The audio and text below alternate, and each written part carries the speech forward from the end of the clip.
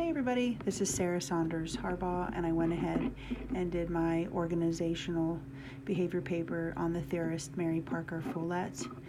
If you have not had the opportunity to check out any of Follett's work, I would strongly recommend. She was a woman far before her time. She is credited as being the mother of modern management. The key aspects of her theory was 3 core concepts and 5 principles. Her core concepts were 1, thinking in terms of wholes, 2, harnessing the creative power of self-organized integrative thinking, and 3, enhancing our ability to respond to what she called the law of situation. Her 5 principles were pretty similar. 1, engaging our internal sense of intention and purpose. 2, engaging and learning from those intentions, values, and purposes of others who are different or think differently. 3, designing change through a process of co-creation informed by those differences. 4, enacting and acting on the designs where experiences meet experiences. And then 5, adapting and learning from those experiences, the doing, the learning about, and living life itself.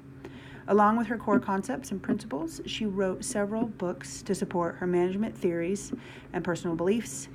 Follett focused on the human contributions and preached the need for a bottom-up approach, which is definitely a tactic that is still heavily utilized today. It's something that I personally use because we need to have people that are going to do the work to buy in and help create the idea rather than a top-down.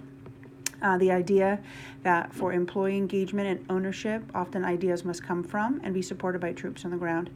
This is also sometimes the thinking outside of the box theory, all which she was truly a believer of. Follett looked at power and authority deeply and focused on the development of managerial power by harnessing authority and empowering others. She was somebody who definitely found the strengths in those that were different and used them for the good of the whole. Follett's journey was not smooth. She was seen often as too radical, too feminist, and too utopian. She wasn't concerned with others' opinions, though, and pushed forward publishing The New State, then Community is a Process, and finally the creative experience. In looking at the ties to organizational behavior today, as we look at in our text, the pay for performance, job sharing, and flexibility, these are all things that would be encouraging people to stay as well as to benefit them. We also look at things such as control, power, and politics. Again, all theories that Follett was very deeply in belief of. When it came to tying Follett to biblical scripture, I went ahead and found 2 Timothy 1:7. For the Spirit God gave us does not make us timid, but gives us power, love, and self-discipline.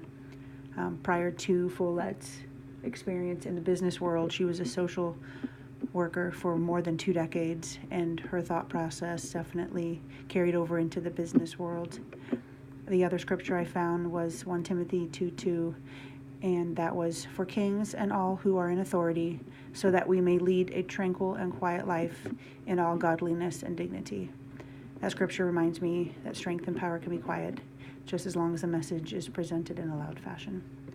Again, I definitely recommend, if you have not researched Follett, it would be definitely worth your time, and she was someone I would happily work for and will use as references as I go forward in my leadership and managerial journey. Thanks so much. Hope you guys are having a great day. Bye.